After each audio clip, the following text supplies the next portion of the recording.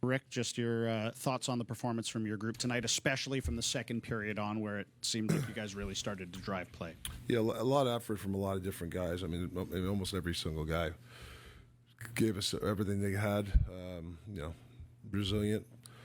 I thought the guys were terrific tonight. They really came to play.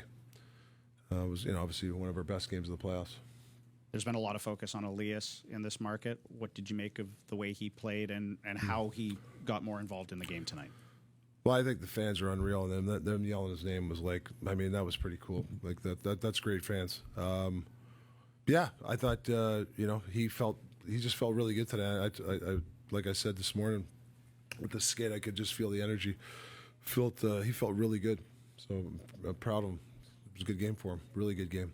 Obviously, the goal, Millsy's goal, him going to the net, that's a big play for us.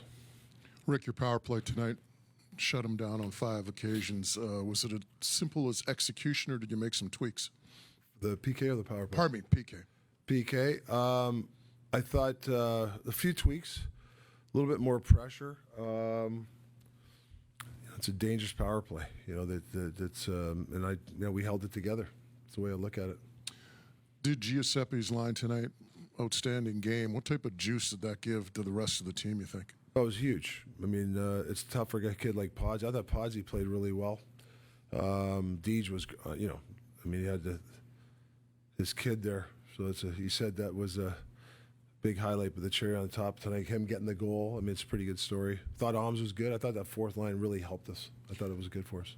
Last one, kind of lost in the mix was Shelov's save in the first period off Connor Brown. It could have been 2-0 at that point.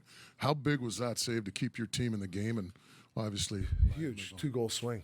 It's a money save. It could be a 2-goal swing, like you said.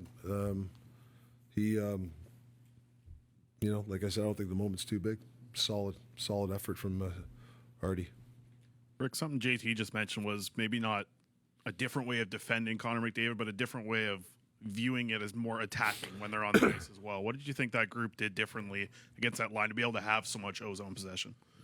Yeah, I mean, listen, the guy's incredible, and he's going to get his looks. You got to defend by 5, and you can't back off. I mean, and you can't dive in. I mean, it organically has to happen.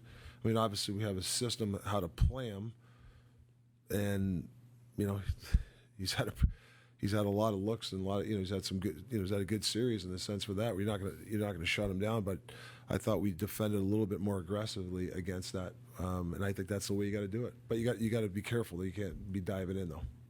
With Niels Höglander getting back into the lineup, I know you got a chance to kind of watch the game from up above, but you've also probably had some conversations with him, I'm sure, in the last few days. Did you see some of the things you guys have talked about in tonight's game? Yeah, I think it was a good step for him. I think sitting out, there's still more improvement. He's just got some reads there. He's got to be careful. F3, sometimes he dives in there, but I think for the most part his energy helped us. I want to ask you about JT. He was pretty hard on himself after the last game, blamed himself for the goal. You mentioned he sent you a text after apologizing for the game. Are you surprised that he bounced back the way he did tonight in the most important situation, given what he's done all year? No. I mean, I've known Millsy for a year and a half now, and he obviously wears his heart on his sleeve. And he'll tell you, when he sucks, he sucks. And that's what I love about him. And there hasn't been many suck games from him. I mean, he's been a monster for me since I've been here, like since day one. And that was a monster effort, again. He does things and obviously gets the crowd going. That helps too. That was awesome, to chant his name. So he feeds off that. Both special team situations, and even on your breakouts to a point, you talked earlier about being outworked in previous games. Did you find that work rate changed significantly in this game? Yeah. The power play? Well, breakouts generally, but also power play and penalty kill. Yeah, I thought there was just a ton of energy. I thought the power play was great. I know we didn't score or whatever, but that's the power play I love. Our mindset was attack. We had some good shots, good tacking, and I think that gives the team momentum. The way they were buzzing around and attacked, so that helped their 5-on-5 play. Rick, after Game 4, you talked about having passengers, how you couldn't afford that. You make 4 lineup changes today, although one of them, Susie, coming back, Sure. and pretty clearly got the desired response in terms of the zone time you were able to. I mean, what does it say about your group and your relationship with your players that you're able to sort of elicit that? Yeah, I mean, you know, I'm an honest guy, and they're an honest group. They love feedback. You know, sometimes it's, you know, you got to be careful with the messaging, and they take it. I mean, that's the one thing I love this group. Even the guys that didn't play today, they were smiling, they were cheering the guys. I love that. So that's what you play for the crest. Doesn't mean they have to be happy that they're out, but you could see there were a lot of smiles in that room for even the guys that didn't play. I love that. So the bounce back or whatever you want to call it, it's been all year. I mean, you know, it happened a few times this year where it wasn't we didn't like our effort and we dealt with it. And we usually bounce back. So it's all the players. You got to give them a ton of credit. First 10 minutes looked like you were giving up a fair bit off the rush. Game sort of turned once your forecheck took over. What was the key? Was it an adjustment? I mean, what changed this game? Yeah, I mean, you're right.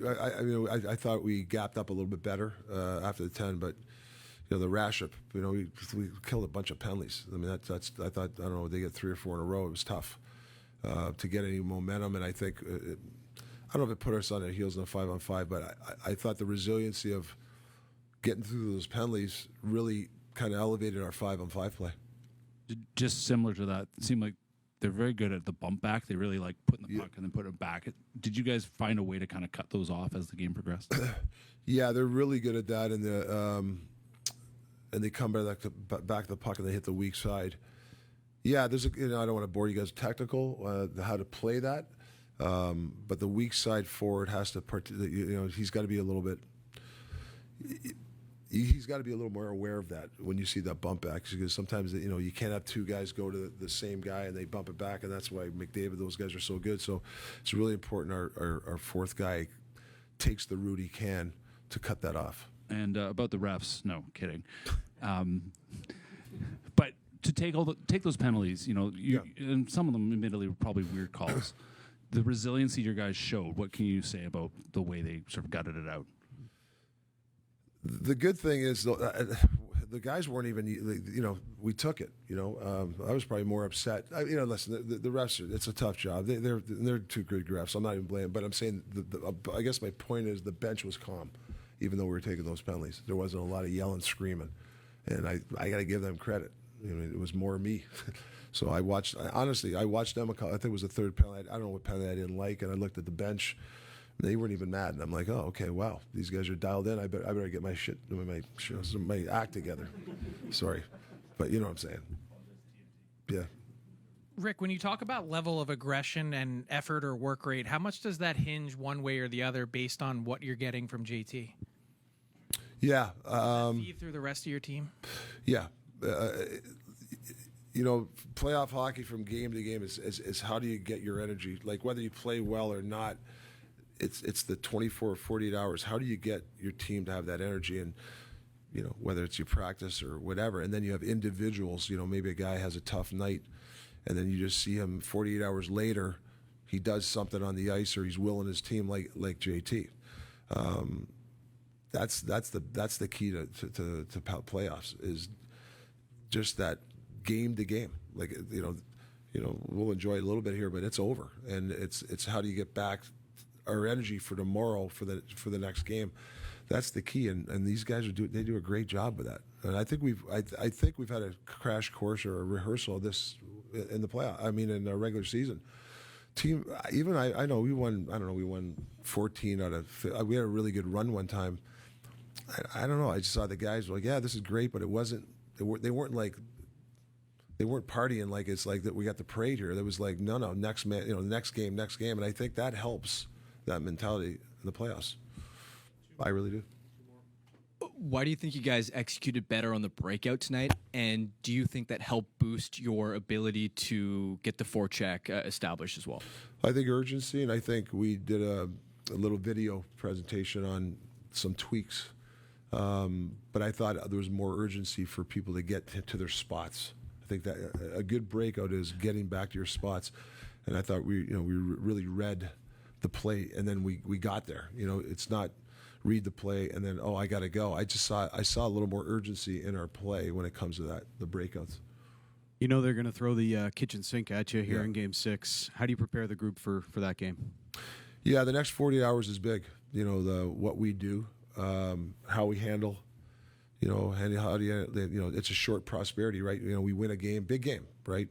We go up 3-2, but I mean, it's going to be so tough there Saturday night. So how do we manage these next 48 hours mentally, physically? That's the key. That's playoff hockey. How do you do that? And that's what we're going to go work on right now. After I talk to you guys.